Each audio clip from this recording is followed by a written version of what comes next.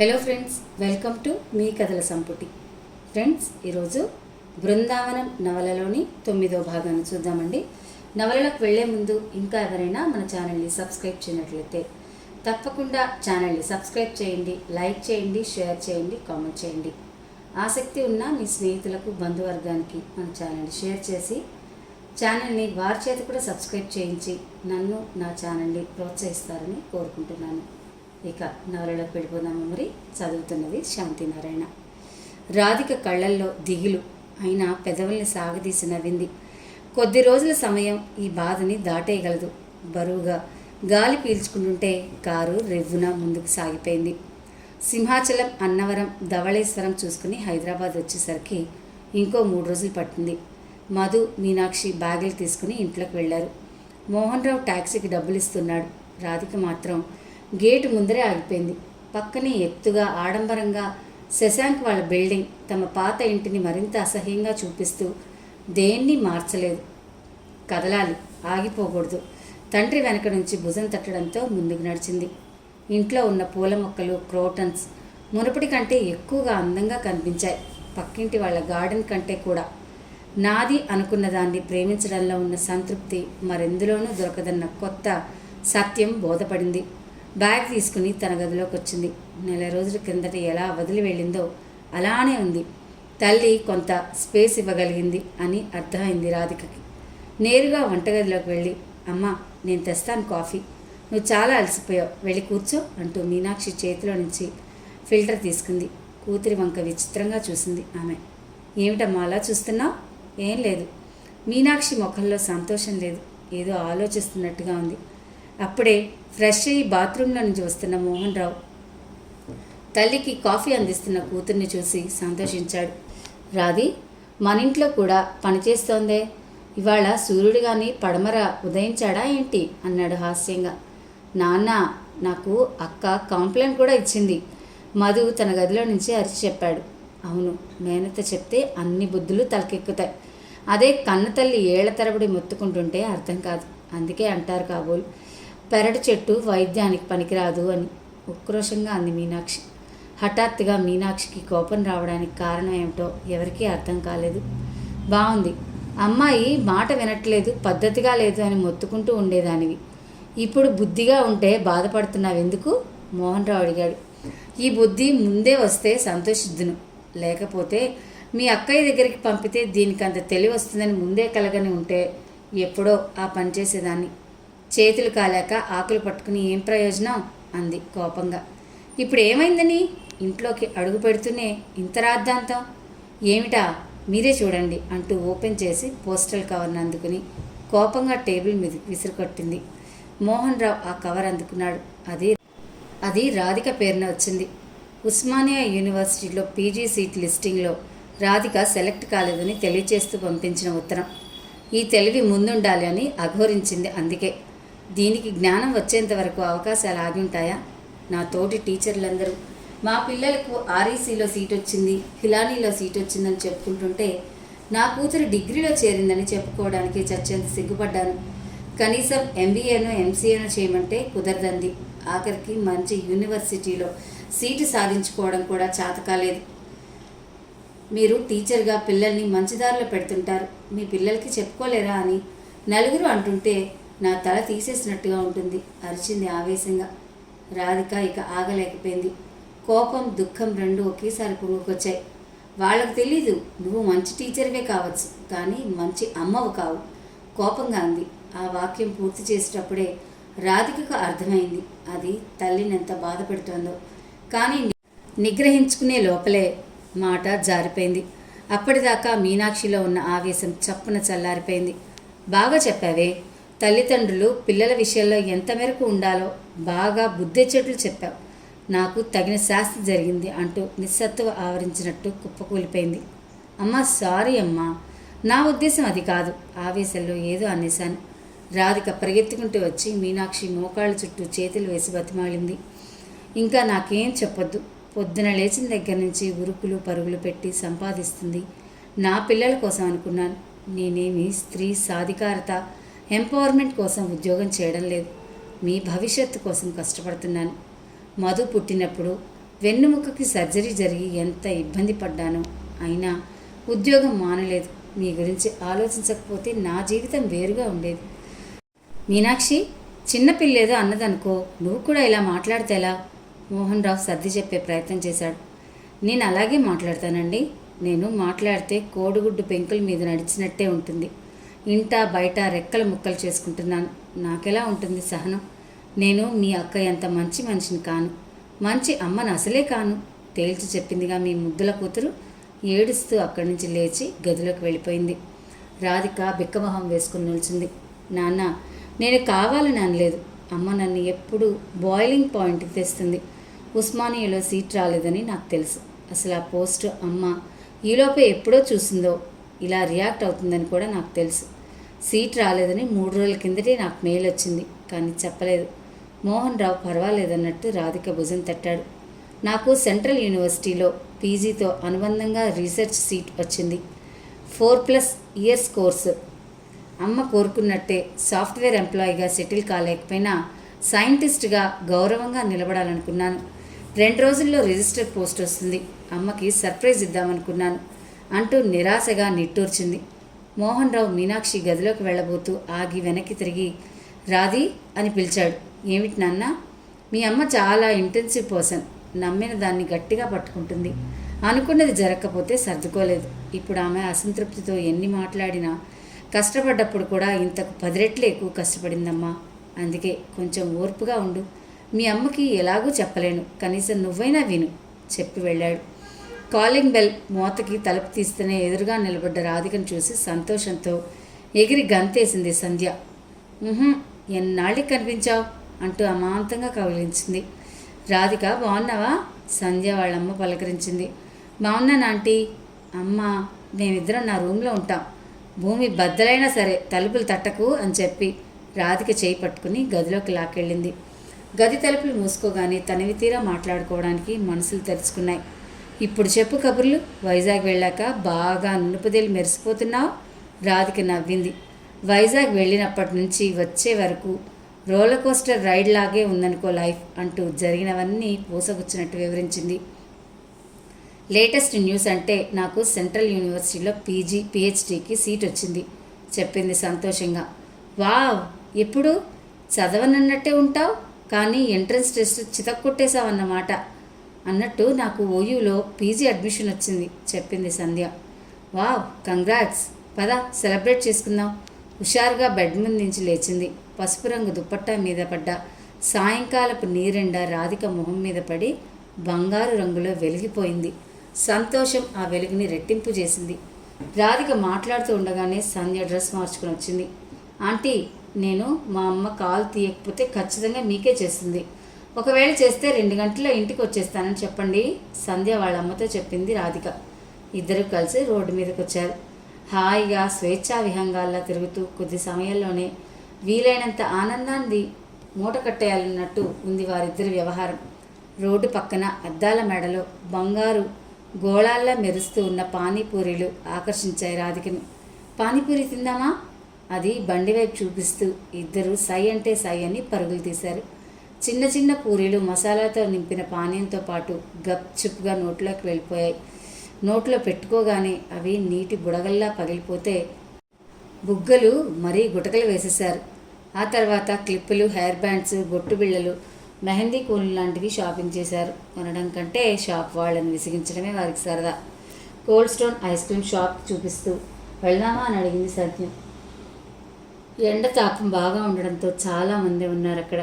Teenage పిల్లలు, ముఖ్యంగా జంటగా వచ్చిన యువతీ యువకులతో చాలా సందడిగా ఉంది. తెలుపు చాక్లెట్ కలర్లో గాజు కప్పుల్లో అందంగా పేర్చిన ఐస్ క్రీమ్ తీసుకుని కార్నర్ టేబుల్ దగ్గర కూర్చున్నారు ఇద్దరు. ఇంకొక వారం రోజుల్లో క్లాసులు మొదలవుతాయి. అప్పుడు ఇంకా క్షణం తీరిక ఉండదు. ఐస్ క్రీమ్ నోట్లో పెట్టుకుంటూ యథాలాపంగా రోడ్డు వైపు చూసింది సంధ్య. హఠాత్తుగా ఆమె కనుబొమ్మలు ముడిపడ్డాయి. గబుక్కున ముందుకు వంగి, పద మనం వెళ్ళిపోదాం రాధికతో అంది సంధ్య కంగారుగా. దేనికి? మైదులు వస్తున్నాడు. నువ్వు గబుక్కున వెనక్కి తిరిగి చూడకు గుసగుసగా అంది. మైథిల్ పేరు చెప్పగానే రాధిక కనుబొమ్మలు కోపంతో ముడుచుకున్నాయి. బ్రూట్ కస్సుమంటూ లేచింది. ప్లీజ్ రాధి, అయిందేదో అయిపోయింది. అనవసరంగా అల్లరి పడతాం. సంధ్య రాధిక చేయి పట్టుకుని ఆపింది. సరిగ్గా అప్పుడే మైథిల్ నలుగురు ఫ్రెండ్స్తో ఐస్ క్రీమ్ పార్లర్లోకి వచ్చాడు. అతని వెంట ఒక అమ్మాయి కూడా ఉంది. రాధిక కూర్చున్న టేబుల్ క్రాస్ చేస్తూ ఆమె వైపు చూశాడు. Hi Radhi, how are you? కన్ను గీడుతూ పలకరించాడు. వాడు చేసినవన్నీ ఒక్క క్షణం గుర్తుకొచ్చి రాధిక భగభగలాడిపోయింది. మైథిల్, నిన్నొక విషయం అడగాలి అంది లేచి నిలబడి సీరియస్గా. నువ్వు మాట్లాడతానంటే నాకంటే సంతోషం ఎవరికి? వెకిలిగా నవ్వాడు. మనం కలిసి 3 years చదువుకున్నాం. నేనెప్పుడు నీకే అపకారం చేయలేదు. ఇంతలా నన్ను బాధ పెట్టాలని ఎలా అనుకున్నావు? How could you do this? ఆవేశంగా అడిగింది. ఏంటి, ఆ పోలీస్ కేసు పెట్టానని రెచ్చిపోతున్నావా? మీదకొస్తూ కోపంగా అన్నాడు. ప్లీజ్ రాధి. సంధ్య వెనక్కి లాగింది. రాధిక ఆవేశంగా సంధ్య చేయి విదిలించుకుంది. అవునరా, కేసు కాంప్రమైజ్ చేయించి తప్పు చేశాను. నీలాంటి వెధవల్ని చెప్పు తీసుకుని కొట్టాలి. కొడతావా? ఏది కొట్టు. మీదకొచ్చాడు. ఎవరినో పంపించావుగా, వాడిని బాగా 4 ఉతికి పంపించా. ఇప్పుడు మేడం గారే దిగిందండి రంగంలోకి. అప్పటికే ఐస్ క్రీమ్ పార్లర్లో ఉన్న వాళ్ళు చుట్టూ చేరి చోద్యం చూస్తున్నారు. రాధిక కోపంగా చెప్పు తీసింది. ప్లీజ్ రాధి. బలంగా ఒక్క తోపు తోసింది సంధ్య. చుట్టూ మూగిన జనం మైథిలి మీదకి లేచారు. ఆడపిల్లను నలుగురుండగా అల్లరి పెట్టడానికి ఎంత ధైర్యం అన్నారెవరో. ఇవాళ రేపో ఇలాంటి వాళ్లే వల్లే ఆడపిల్లలు ధైర్యంగా తిరగలేకపోతున్నారు. ఏదో కాలేజీ పిల్లల గొడవ, వదిలేయండి. ఇంకో పెద్ద మనిషి సర్ది చెప్తున్నాడు.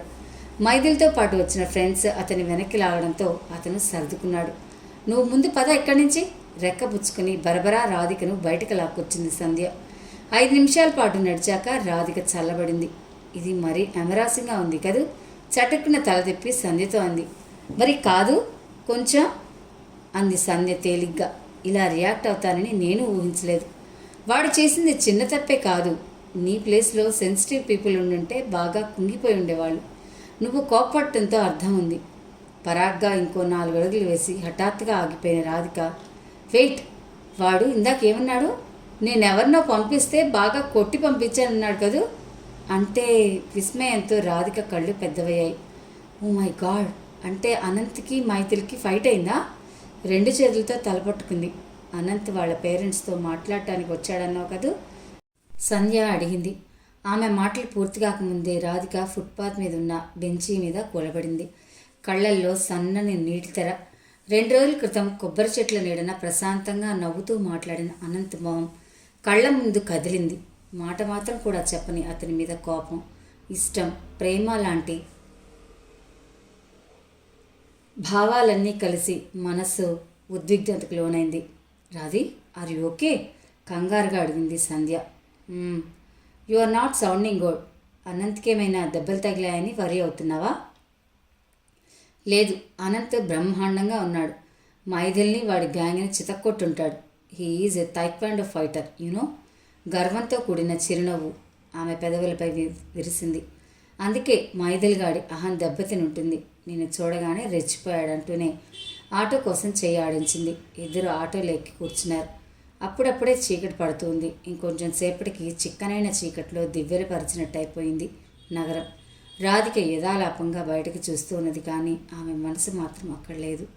ఇంటికి వచ్చేసరికి మీనాక్షి వంట పాత్రలు డైనింగ్ టేబుల్ మీద సర్దుతూ కనిపించింది.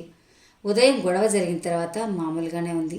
ఈ కొద్ది గంటలు ఆమెకి ఆలోచించుకుని సంభాళించుకోవడానికి సరిపోయి ఉంటుంది అనుకుని రాధిక గబగబా చేతులు కడుక్కొని గిన్నెలు సర్ది ప్లేట్లు మంచినీళ్ళు పెట్టింది. భోజనానికి కూర్చున్నామంటే కానీ రాధికకు ఎప్పుడెప్పుడు అనంత్కి ఫోన్ చేద్దామా అని ఆరాటంగా ఉంది. ఏమిటా గెలకడం, సరిగా తిను. మీనాక్షి మందలిస్తుంటే పరధ్యానంగా తలాడించింది. తిరిగి తల్లితో గొడవ పట్టడం ఇష్టం లేక గబగబా భోజనం అయిందనిపించి పరిగెత్తి గదిలోకి వెళ్ళి తలుపేసుకుంది. గది తలుపు మూసేస్తూనే తనదైన లోకల్లోకి అడుగుపెట్టినట్టు హాయిగా ఉంది. సెల్ ఫోన్ చేతిలోకి తీసుకుని నెంబర్ డయల్ చేసింది. స్క్రీన్ మీద అనంత్ అన్న పేరు చూస్తుంటేనే గుండె తడబడింది రాధికకు. హలో, అవతలి పక్క అనంత్ వాయిస్. హలో అనంత్. తెలియకుండానే మాటలు మృదువుగా వచ్చాయి. రాధి, నువ్వు ఫోన్ చేశావు అంటే ఇవాళ ఏదో జరుగుతుంది నవ్వాడు అతను. అంటే నేను ఫోన్ చేయనని అనుకున్నావా? మాట్లాడుతూ మంచం మీద వాలింది.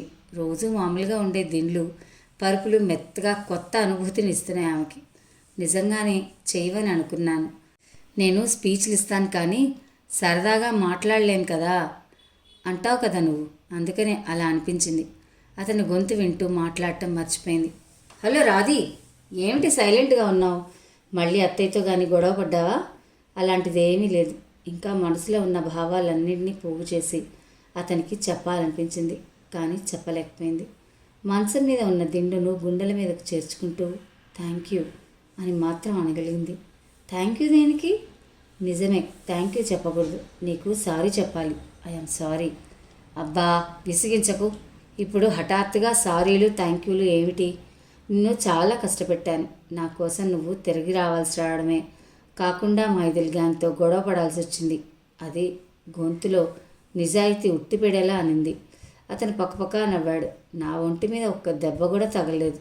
నువ్వు సినిమాల్లో చూసేలాంటి ఫైట్ కాదులే, దానికి థ్యాంక్ యూలు సారీలు అనవసరం అన్నాడు తేలిగ్గా. నిజమే, నీకు అసలు సారీ చెప్పకూడదు. ఒకవేళ ఆ దెబ్బలు తగిలితే అత్తయ్య చేత నన్ను తిట్టించాలని కదూ. ఇదంతా అసలు ఎందుకు చేయాలి అంది చిరుకోపం నటిస్తూ. అయినా నాకు ఇబ్బంది లేనప్పుడు నీకేంటి బాధ? మంచిది అందంగా మూతి విరుస్తుంది.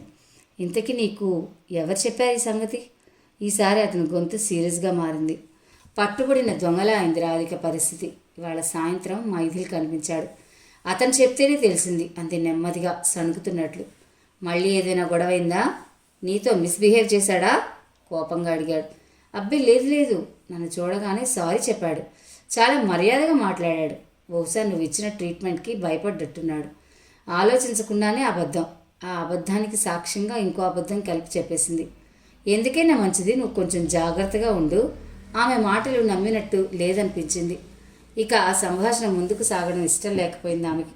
అనంత్, నాకు నిద్ర వస్తుంది, ఉంటాను, బాయ్ చెప్పి ఫోన్ కట్ చేసి చిన్నగా నవ్వుకుంటూ పక్కకి ఒత్తిగిలి పడుకుంది. కిటికీలో నుంచి చల్లని గాలి తెర వచ్చి ఒంటిని తాకింది. గాలితో పాటుగా మల్లె పొదల నుంచి సువాసనలు కూడా. ఫ్లోర్పై బెడ్రూమ్కి అటువైపునున్న కిటికీలో నుంచి వెలుతురు పడింది. అది శశాంక్ వాళ్ళ ఇంట్లో టెర్రస్ మీద లైట్లు వేయడం వల్ల అని గ్రహించింది రాధిక. మర్చిపోవాలనుకుంటున్న విషయాలు మళ్ళీ గుర్తొచ్చాయి. శశాంక్, ఆ తర్వాత పూర్ణిమ. హఠాత్తుగా మనసంతా అదోలా అయిపోయింది. రాధి రాధి మీనాక్షి గొంతు వినిపించడంతో బద్ధకంగా లేచి ఒళ్ళు వెచ్చుకుంది. ఏమిటమ్మా? రెండు చేతులతో జుట్టు వెనక్కి తీసుకుని తడబడుతూ ఉన్న అడుగులతో తలుపు తీసుకుని వచ్చింది. ఇవాళ స్కూల్లో ఇన్స్పెక్షన్ ఉంది. ఒక అరగంట ముందన్న వెళ్ళాలని బయలుదేరుతున్నాను. మధుకి నాన్నకి ఏం కావాలో చూసుకో, సాయంత్రం మామూలు టైంకే వస్తాను. ఆర్గండి చీర కుర్చీళ్ళు మరోసారి సరి చేసుకుని చెప్పులు వేసుకుంది మీనాక్షి. అమ్మా, నిన్ను బస్ స్టాప్ దగ్గర డ్రాప్ చేయనా? మీనాక్షి రాధిక వైపు నమ్మలేనట్టు చూసింది. తల్లి సమాధానం కోసం చూడకుండా హెల్మెట్ పెట్టుకుని నైట్ డ్రెస్ మీదే జాకెట్ తొడుక్కుని స్కూటీ తాళాలు తీసుకుని వచ్చింది. రాధిక వెనక సీటు ఎక్కి భుజం మీద చేయి వేసింది మీనాక్షి. అప్పుడప్పుడే రోడ్డు మీద వాహనాలు రద్దీ పెరుగుతుంది. 10 నిమిషాల్లో బస్ స్టాప్ ముందు ఆగింది స్కూటీ. అమ్మా, నీకు విషయం చెప్పాలి. ఏమిటన్నట్టు చూసింది మీనాక్షి. నాకు సెంట్రల్ యూనివర్సిటీలో పీజీ అండ్ పిహెచ్డి సీట్ వచ్చింది. తెలిసింది, నిన్న రాత్రి నాన్న చెప్పారు. పిహెచ్డి అంటే బాగానే ఉంటుందిలే అంది మీనాక్షి మొహంలో భావాలు కనిపించకుండా. మీనాక్షి బస్సు వచ్చింది. అమ్మా, 20 రూపాయలు ఆదా చేయడం కోసం కష్టపడొద్దమ్మా. సాయంత్రం నాకు కాల్ చేస్తే నేను వచ్చి పికప్ చేసుకుంటాను. ఒకవేళ నేను రాకపోయినా ఆటోలోనే రా, నడవద్దు తల్లి చేయి పట్టుకొని చెప్పింది ఆప్యాయంగా. అలాగే. మీనాక్షి మొహంలో ఆశ్చర్యంతో పాటు ఆనందం. వాటిని దాచే ప్రయత్నం చేసినా ఫలించలేదు. బస్సు ఎక్కి రాధికకు చేయి ఊపి చిరునవ్వు నవ్వింది. ఇంటికి తిరిగి వచ్చేసరికి మధు, మోహన్ రావు టిఫిన్ తింటున్నారు. రాధిక చకచకా వాళ్ళకి బాక్సులు సర్ది వాటర్ బాటిల్స్ నింపి లంచ్ బ్యాగులు రెడీ చేసింది. ఒరే మధు, నిన్ను కూడా ఓ 4 రోజుల పాటు వైజాగ్లో ఉంచితే నువ్వు కూడా గుడ్ బాయ్లా మారిపోవచ్చు మోహన్ రావు అన్నాడు హాస్యంగా. నేనేం మారక్కర్లేదు, అది తొందరలో హాస్టల్కి షిఫ్ట్ అవుతుందిగా, అందుకే ఓవర్ యాక్షన్ చేసి నన్ను బుక్ చేయాలని చూస్తుంది. మధు మాటలకు తండ్రి కూతురు ఇద్దరు పగలబడి నవ్వారు. మధు తినడం పూర్తి చేసి బ్యాగ్ తగిలించుకుని వెళ్ళబోతూ, అక్క, నీకు త్వరగా ఉద్యోగం వస్తే నాకు ఒక ఐప్యాడ్ కొనిస్తావా? నా ఫ్రెండ్స్ అందరూ దానిలో వీడియో గేమ్స్ ఆడుకుంటున్నారు. నాన్న ఒప్పుకున్నారు కొనడానికి, కానీ అమ్మే వద్దంటుంది విచారంగా చెప్పాడు. మధు మొహం చూసి రాధికకు నవ్వొచ్చింది. మరి నన్నెందుకు అడుగుతున్నావు? అమ్మ దగ్గర నుంచి పర్మిషన్ లేదుగా అడిగింది కనుబొమ్మలు తమాషాగా ఎగిరిస్తూ. మన ఇంట్లో అమ్మకి ఎదురు చెప్పే ధైర్యం నీకుందక్క. సరేలే, అందరి ముందు విధేయుళ్ళ నాటకాలు ఉట్టి వేషాలే అన్నమాట అంది నవ్వుతూ. ప్లీజ్ అక్క, గుర్తుంచుకో, ఇలా అడిగానని అమ్మకి నాన్నకి చెప్పకు. వాకిట్లో స్కూల్ బస్ ఆగి హార్న్ కొట్టడంతో పరిగెత్తుకుంటూ వెళ్ళాడు. మరో 10 నిమిషాలకి మోహన్ రావు కూడా ఆఫీస్కి వెళ్ళిపోయాడు. రాధిక స్నానం చేసి వచ్చి ముందు రోజు సగల్లో ఆపేసిన ఏంజల్స్ అండ్ డీమెన్స్ నవల తీసుకుని వరండాలో స్తంభానికి చేరగలబడి కూర్చుని చదవసాగింది. పుస్తకం ఆసక్తికరంగా ఉండడంతో టైం తెలియడం లేదు. ఎండ కొద్దిగా వరండా మెట్ల మీద నుంచి ఆరు బయటకు జారిపోతూ ఉంది. గాలికి పోనీటైల్ నుంచి విడివడిన జుట్టు రాధిక చెంపల మీద ఆటలాడుతూ ఉంది. విస్మయంతో నిండిన కళ్ళు, కొద్దిగా విడివడిన పెదవులు, కూర్చున్న భంగిమ బాపు బొమ్మలా ఉందామె. భుజాల మీద దుపట్టాను సవరించుకుని పేజీ తుప్పేంతలో వెనక నుంచి భూ అని గట్టిగా అరిచారు ఎవరో. రాధిక ఉలిక్కిపడి వెనక్కి తిరిగింది. నవ్వుతూ నిలబడి కనిపించింది సంధ్య. మేడం గారు ఇంత సీరియస్గా నవలు చదువుతున్నారని నాకు తెలియనే లేదు. ఎన్నిసార్లు ఫోన్ చేసినా తీయకపోయేసరికి కంగారు పడి పరిగెత్తుకుంటూ వచ్చా అంది రాధిక పక్కన చతికిలబడుతూ. రాత్రి అనంతతో మాట్లాడిన తర్వాత ఫోన్ దిండి కింద పడేయడం గుర్తొచ్చింది రాధికకి. ఓసారి ఫోన్ రింగ్ వినబడలేదు. అయినా కంగారు దేనికి? పేజీ నంబర్ చూసుకుని పుస్తకం మూసేస్తూ అడిగింది. నిన్న జరిగిన దానికి నువ్వు ఫీల్ అయ్యి దిగులుపడి కూర్చున్నావేమోనని భయపడ్డాను. చూస్తుంటే నీకంటే ఎక్కువ నేనే ఆలోచించినట్టున్నాను అంది నవ్వుతూ. ఫోన్లే, అలా అయినా వచ్చావు. వచ్చాను కరెక్టే. ఇలా మనిద్దరం ఎదురెదురుగా కూర్చుని మొహాలు చూసుకోవడం దేనికి? ఏదైనా మూవీకి వెళ్దామా? ఒక్క నిమిషంలో రెడీ అయి వస్తాను. పైపైన జుట్టు సవరించుకుని సెల్ ఫోన్ హ్యాండ్ బ్యాగ్ తీసుకుని బయటకు వచ్చింది. డోర్ లాక్ చేయబోతుండగా నీలం రంగు షర్ట్, అదే రంగు ప్యాంటు, టోపీ పెట్టుకున్న కుర్రాడు కాంపౌండ్ లోపలికి వచ్చాడు. అతని చేతిలో ఒక పూల బొకే ఉంది. రాధిక వాళ్ళు నిలిచిన చోటుకొచ్చి ఫ్లవర్ డెలివరీ మేడం అన్నాడు బొకేను ముందుకు పెట్టి వినయంగా. రంగురంగుల గులాబీలు మధ్య తెల్లని లిల్లీలతో చూడముచ్చటగా ఉంది ఆ పుష్పగుచ్చం. Wow, beautiful flowers! సంధ్య సంతోషం పట్టలేక అరిచింది. రాధిక అతని చేతిలో నుంచి బొకేను అందుకుంటూ పూల మధ్యలో పెట్టిన కార్డుని చేతిలోకి తీసుకుంది. దాన్ని చూస్తూనే ఆమె మొహంలో రంగులు మారాయి. దాని మీద సారీ అని పొడి అక్షరాలు ఇంగ్లీష్లో రాసున్నాయి. క్రింద ఫ్రమ్ శశాంక్ అన్న మాటలు. మేడం, ఇక్కడ సైన్ చేయండి, పెన్ అందిస్తూ చెప్పాడు బొకే తెచ్చిన అబ్బాయి. Sorry, I can't take this నిర్మోహమాటంగా చెప్పింది రాధిక. ప్లీజ్ మేడం, మీకు పూలు వద్దంటే నేను వెనక్కి తీసుకుని వెళ్తాను, కానీ మీకు డెలివరీ అయినట్టు సంతకం చేయండి, లేకపోతే నా ఉద్యోగం ఊడిపోతుంది బతిమలాడుకుంటూ అన్నాడు. రాధిక ఒక్క క్షణం ఆలోచించి, అయితే ఒక పంచే, ఈ బొకేని ఊడదీసి పక్క కాంపౌండ్ డ్రైనేజ్లో విసిరికొట్టు, సంతకం పెట్టడమే కాకుండా టిప్ కూడా ఇస్తాను చెప్పింది. అతను రాధిక వేళాకోళమాడుతోందా అన్నట్టు చూశాడు. నిజంగానే చెప్తున్నాను నమ్మకంగా చెప్పింది. అతను ఒకసారి ఎత్తుగా ఉన్న కాంపౌండ్ వాల్ని చూసి సరే అన్నాడు. అయ్యయ్యో, మధ్యలో పూలేం పాపం చేశాయి, ఎంత ముద్దుగా ఉందో బొకే. సంధ్య బాధపడిపోతుంది. గిఫ్ట్లు, పూలు ఎప్పుడు అందంగానే ఉంటాయి, కానీ వాటిని ఇచ్చిన వారి ఉద్దేశాన్ని బట్టి వాటి విలువ మారిపోతుంది. బలి ఇవ్వబోయే ముందు గొర్రెకు పూలదండ వేస్తారు. చంపబోతున్నారని తెలిస్తే గొర్రె కూడా ఆ పూలను ఇష్టపడదు చెబుతూ సంధ్య చేతిలో బొకేని లాక్కుని డెలివరీ బాయ్ చేతికి అందించింది. అతను అటు ఇటు చూసి కాంపౌండ్ వాల్ పక్కకి వెళ్ళాడు. గోడ చాలా ఎత్తుగా ఉంది. అతను గోడకి షో కోసం పెట్టిన చిన్న చిన్న సిమెంట్ బ్లాకుల మీద ఎక్కి పైన చువ్వలు పట్టుకుని బలం కొద్దీ పూలన్నీ విసిరేశాడు. రాధిక సంధ్య కేసి చూసి గర్వంగా నవ్వింది. హ్యాండ్ బ్యాగ్లో నుంచి 500 నోటు తీసి సంతకం పెట్టడంతో ఆ కుర్రాడు ఆనందంగా వెళ్ళిపోయాడు. పద, సినిమాకి వెళ్దాం. రాధిక పిలుపుతో ఏదో ఆలోచిస్తున్న సంధ్య ఈ లోకంలోకి వచ్చింది.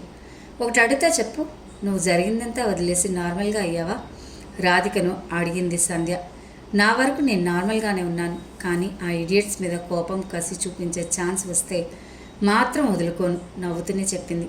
అర్థమైందిలే, లేకపోతే ఇలాంటి వాళ్ళ కోసం కూడా ఏడుస్తూ కూర్చుంటారా అంది నిరసనగా. పీక్ అవర్స్ కాకపోవడంతో త్వరగా థియేటర్ వద్దకు చేరుకున్నారు.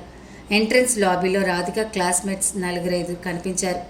అబ్బా, తలనొప్పి మేళాలు ఇక్కడ కూడా తయారయ్యాయి విసుగ్గా అంది సంధ్య. ఆ బృందం అంతా రాధిక వాళ్ళని చూసి దగ్గరకొచ్చారు. ఓ, కాలేజ్ అయిపోయినా మీ ఇద్దరిది మాత్రం ఫెవికాల్ జోడీలాగా కంటిన్యూ అవుతుందన్నమాట ఒక అమ్మాయి అంది. జవాబుగా రాధిక నవ్వింది. ఫేస్బుక్ అకౌంట్ అసలు మెయింటైన్ చేయట్లేదా? ఫోన్ చేసినా తీయడం లేదు. సంధ్య తప్ప మనం ఎవ్వరం పనికి రావులే. అలాంటిదేమీ లేదు, నేను కాస్త బిజీగా ఉన్నాను చెప్పింది రాధిక ఇబ్బంది పడుతూ. వాళ్ళల్లో ఒక అమ్మాయి రాధిక దగ్గరగా వచ్చి భుజం మీద చేవేసి, బాయ్ ఫ్రెండ్తో బ్రేకప్ అయిందటగా? ఐఎమ్ సారీ, ఈ డబ్బున్న అబ్బాయిల్ని అస్సలు నమ్మకూడదు బోలెడంత జాలి కురిపిస్తూ చెప్పింది. నేను బ్రేకప్కి ఫీల్ అయ్యి కుంగిపోవడం లేదు. అని అరిచి చెప్పాలనిపించింది రాధిక. కానీ కదిలిస్తే ఒకదాని వెనక ఒకటి వచ్చే ప్రశ్నలకు జవాబులు ఇచ్చే ఓపిక లేక నీరసంగా నవ్వి ఊరుకుంది. ఎన్నన్నా చెప్పండే, దేవర్ ద బెస్ట్ పేర్. ఫేస్బుక్లో రాధిక ఫుల్గా హల్చల్ చేసింది. ఈ ఫొటోస్ కామెంట్స్ సుచిత్ర అనే అమ్మాయి చెప్తూ ఉంది. అందులో ఎగతాళి రాధికకు అర్థం కాకపోలేదు. మేము వస్తాం, షో స్టార్ట్ అయింది. రాధిక చేయి పట్టి లాక్కు వెళుతూ చెప్పింది సంధ్య. బిజీ అట్ట, కొత్త బాయ్ ఫ్రెండ్ని వెతుక్కోవడంలోనేమో బిజీ కాదు, క్రేజీ. నిన్న మైథిలితో రోడ్డు మీదే గొడవ పెట్టుకుందట. బ్రేకప్ స్ట్రెస్లో ఉందేమో పాపం. మరొక అమ్మాయి ఉంది జాలిగా. వెనకాల వాళ్ళు మాట్లాడుకుంటున్న మాటలన్నీ రాధికకు వినిపిస్తూనే ఉన్నాయి. పెదవుల నిండా లిప్స్టిక్, తెల్లని పలువరుసతో నవ్వులు కురిపిస్తున్న వాళ్ళ వైపు ఒకసారి చూసి పైకి పాలరాతి శిల్పాలు, లోపల మనసులు మాత్రం బండరాళ్ళు. కింద పడిన మనిషిని చూసి నవ్వే పిశాచాలు. సంధ్య వాళ్ళని తిడుతూ రాధికతో పాటు లోపలికి నడిచింది. సీట్ నెంబర్లు చూసుకుని కూర్చున్నారు ఇద్దరు. సెలవుల సీజన్ కావడంతో థియేటర్ నిండా కుర్రకారే ఉన్నారు. Regular commercial cinema. హీరో గారు తెర మీద కనిపించగానే కలర్ పేపర్స్ విసిరి విజిల్స్ వేశారు అభిమానులు. ఒక ఫైట్ తర్వాత హీరో గారి సోలో సాంగ్. రోజు ఇంట్లో చూస్తున్నట్టే, రోడ్ మీద ట్రాఫిక్ని చూస్తున్నట్టే తెర మీద కూడా ఒకలాంటి సినిమాని చూడ్డానికి అలవాటు పడిపోయారు. అలా ఉంది. ఇంటర్వెల్లో బయటకు వచ్చారు. పాప్కార్న్ కొనుక్కొని వెళ్దామా? పసుపచ్చి పువ్వుల్లాగా మెషిన్లో నుండి జలజలా రాలుతున్న పాప్కార్న్ చూస్తూ అడిగింది సంధ్య. ఇంకా నీకు ఈ సినిమా చూడాలనుందా? నీ విల్పవర్కి జోహార్లు. రెండు చేతులకి దండం పెడుతోంది రాధిక. ఇంటికి వెళ్ళి మాత్రం ఏం చేస్తావు అంటూ పాప్కార్న్ షాప్ వైపు వెళ్ళింది. సెల్లో వాట్సాప్ మెసేజ్ బీప్ అనడంతో రాధిక ఫోన్ తీసి చూసింది. 4 మెసేజ్లు, 2 మిస్డ్ కాల్స్ అనంత్ దగ్గర నుంచి. హాయ్ రాధి, కాల్ మీ అంటూ. థియేటర్లో సినిమా గోలలా వినిపించలేదు. అరచేత్తో నుదురు కొట్టుకుంది. ఎందుకు చేశాడో అన్నదానికంటే అతనితో మాట్లాడే అవకాశం పోగొట్టుకున్నానన్న బాధ ఎక్కువగా ఉంది ఆమెలో. తిరిగి ఫోన్ చేసే లోపలే అతని దగ్గర నుంచి కాల్ వచ్చింది. అప్రయత్నంగా రాధిక పెదవులు విచ్చుకున్నాయి. హలో అనంత్. చివరికి పట్టుకోగలిగానన్న మాట అతని మాటలు స్పష్టంగా వినిపించడం లేదు. నేను థియేటర్లో ఉన్నానన్నా, సరిగ్గా వినపట్టం లేదు. చాలా డిస్టర్బెన్స్గా ఉంది. బయట సందడి వినిపించకుండా ఒక చెవిని చేత్తో మూసుకుని గట్టిగా చెప్పింది.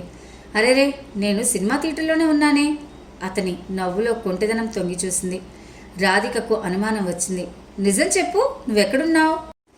అదే నాకు తెలియడం లేదు. నా చుట్టూ ఉన్న వాళ్ళేమో ఇది హైదరాబాద్ అంటున్నారు. చిలిపిగా వచ్చింది జవాబు. అనంత్, నువ్వు ఇక్కడే ఉన్నావు కదూ? సంభ్రమంగా అంది. సెల్ ఫోన్ని పట్టుకున్న ఆమె నాజూకైన వేళ్ళు ఉద్వేగంతో కంపించాయి. 4 అడుగులు ముందుకు వేసి అతని కోసం చుట్టూ చూసింది. చూస్తుంటే నన్ను పట్టుకోవడం కోసం బాగానే కష్టపడుతున్నట్టున్నావే. ఫోన్లో అతని గొంతు బయట నుంచి కూడా వినబడుతూ ఉంది. టక్కున తల తిప్పి చూసింది రాధిక. కొద్ది దూరంలో ఐస్ క్రీమ్ స్టాల్ ముందు నుంచి నడిచి వస్తున్న అనంత్ కనిపించాడు. Light brown colour shirt, cream colour pant వేసుకున్నాడు. గాగుల్స్ తల మీద పెట్టుకుని నవ్వుతూ నడిచొస్తుంటే చుట్టూ ఉన్న పరిసరాలు మాయమైపోయినట్టు తోచింది రాధికకు. అతన్ని చూస్తూనే కలిగిన ఉత్సాహం, ఉద్వేగం ఎలా ఎక్స్ప్రెస్ చేయాలో తెలియక బొమ్మలా నిలబడిపోయింది. ఏమిటంత విచిత్రంగా చూస్తున్నావు? నేను అనంతనే, చూడు, నా పాదాలు వెనక్కి తిరిగిలేవు అన్నాడు ఆమె దగ్గరికి వస్తేనే నవ్వుతూ. నువ్వు హైదరాబాద్లో ఎలా, ఎప్పుడు అడిగింది ఆశ్చర్యంగా. బిజినెస్ పని మీద వచ్చాను. తీరా వచ్చాక మీటింగ్ క్యాన్సిల్ అయింది. ఫ్లైట్కి ఇంకా 7 గంటల పైన టైం ఉంది. ఒక్కడనే హోటల్ రూమ్లో బోర్ అనిపించి నేను చూద్దామని అనుకున్నాను. నువ్వేమో ఫోన్ తీయలేదు. మామయ్యకి చేస్తే ఆయన తీయలేదు. అత్తయ్య చెప్పింది నువ్వు ఇక్కడున్నావని. మొత్తానికి చాలా కష్టపడి వచ్చావన్నమాట. నయం, నువ్వు అత్తయ్యకి చెప్పొచ్చావు. లేకపోతే మాంత్రికుడు ఎత్తుకుపోయిన రాజకుమార్ని వెతుక్కున్నట్టు సిటీ అంతా తిరగాల్సి వచ్చేది. హైదరాబాద్కి వస్తున్నట్టు ముందుగా ఫోన్ చేసి చెప్తే అవస్థ తప్పేదిగా.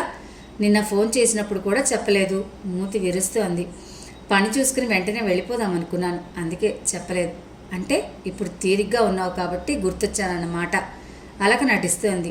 నువ్వు ఫీల్ అవ్వనంటే ఒక నిజం చెప్తాను అన్నాడు ఒక అడుగు ముందుకు వేస్తూ. చెప్పు. ఏదో రహస్యం వినబోతున్నట్టు రాధిక ముందుకు వంగి కొంటిగా చూసింది. నేను హైదరాబాద్లో ఉన్నానని పూర్ణిమ బాబాయ్కి తెలిసింది. ఆయన మధ్యాహ్నం నన్ను కలవడానికి వస్తా అన్నాడు. నాకు వేరే పనుందని చెప్పి ఆయన్ని తప్పించుకుని ఇటొచ్చాను. రాధిక పకపకా నవ్వింది. అవును, ఆయన్ని నేను చూశాను. భలే విసిగిస్తాడు బాబోయ్. ఈ తైక్వాండో ధీరుడు కూడా ఆయన్ని చూసి పారిపోయి వచ్చాడన్నమాట. ఏం చేస్తాం, కొందరు అలాగే ఉంటారు అన్నాడు చిరునవ్వు నవ్వుతూ. వాళ్ళు మాట్లాడుకుంటుండగానే 2 చేతుల్లో పాప్కార్న్ ప్యాకెట్స్ పట్టుకుని వచ్చింది సంధ్య. ఇద్దరిని ఒకసారి మార్చి చూసి, ఈజ్ హీ అనంత్ అడిగింది రాధికని. అవునన్నట్టు తల ఊపి షీఈ్ సంధ్య, నా క్లోజ్ ఫ్రెండ్ అనంత్కి పరిచయం చేసింది రాధిక. ఇక సినిమా ఏం చూస్తాం, వెళదామా అంది సంధ్య నవ్వుతూ. సారీ, మీ ప్లాన్ చెడగొట్టానా అన్నాడు అతను నొచ్చుకుంటూ. మీరేం ఫీల్ అవనక్కర్లేదు, సినిమా పరమ బోరింగ్గా ఉంది, మేమే వెళ్ళిపోదాం అనుకుంటున్నాం, డోంట్ వరీ అని చెప్పి రాధిక వైపు తిరిగి, నేను నీ స్కూటీ తీసుకుని ఇంటికి వెళ్తాను, మీరిద్దరు కలిసి వెళ్ళండి అంది. రాధిక వద్దని చెప్తున్నా వినిపించుకోకుండా చొరవగా ఆమె బ్యాగ్లో నుంచి స్కూటీ కీస్ తీసుకుని వెళ్ళిపోయింది సంధ్య. రాధిక అనంత్ థియేటర్ బయటకు వచ్చారు. పార్కింగ్ ఏరియాలో ఉన్న రెడ్ కలర్ కారు వైపు దారి తీశాడు అనంత్. ఓహో, ఎక్కడున్నా కార్లు తప్ప వేరే దాంట్లో తిరగరేమో దొరగారు అంది రాధిక ఆట పట్టిస్తూ. క్లయింట్ది రాది అంటూ కార్ డోర్ తీశాడు. మనంత త్వరగా మళ్ళీ కలుసుకోవడం విచిత్రంగా ఉంది కదూ. అన్నట్టు అత్తయ్య మామయ్య ఎలా ఉన్నారు ఉత్సాహంగా అడిగింది. అనంతని కలిసినప్పటి నుంచి ఆమెలో చాలా చలాకితనం రెట్టింపైంది. అంతా బాగున్నారు. నా సెల్లో ఛార్జింగ్ చాలా తక్కువగా ఉంది, జీపీఎస్ పెట్టడానికి ఈ హైదరాబాద్ రోడ్స్ నాకు సరిగ్గా తెలియవు, కబుర్లాపి ఇంటికి దారి చెప్పు. అతను అలా అనగానే రాధిక బుద్ధిమంతురాలా సర్దుకుని డైరెక్షన్స్ ఇవ్వడం మొదలుపెట్టింది. కార్ ఇంటి ముందుకు రాగానే, ఉండు, మాకు మీ ఇంట్లో లాగా రిమోట్తో ఓపెన్ అయ్యే గేట్ లేదు అంటూ కార్ దిగి పరిగెత్తుకుంటూ వెళ్ళి గేట్ తీసింది. అనంత్ కార్ పార్క్ చేసి లోపలికి వస్తూ పక్కనున్న బిల్డింగ్ వైపుకి 2 సెకండ్ల పాటు కన్నార్పకుండా సూటిగా చూశాడు. అది శశాంక్ ఇల్లు అని అతనికి తెలుసు. అతనేమి ఆలోచిస్తున్నాడో అనుకోగానే రాధిక మనసు చివుక్కుమంది. తలుపు తాళం తీసి లోపలికి వచ్చారు ఇద్దరు. కిటికీలో నుంచి పడుతున్న మధ్యాహ్నపు ఎండకు ఇల్లంతా వెలుతురు పరుచుకునుంది. ఫ్రెష్ అయి వస్తే భోంచేద్దాం అనంత్కి చెప్పి పెరటి గుమ్మం తలుపులు తీసి వంటగదిలోకి వెళ్ళింది రాధి.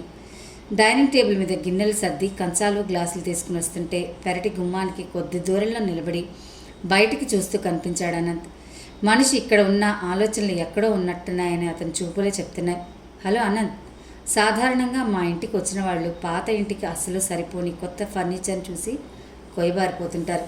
నువ్వేంటి మామిడి చెట్టుని చూసి బిగుసుకుపోయావు అంది వేళాకోళంగా. చిన్నప్పటి విషయాలు గుర్తుకొచ్చాయి రాది.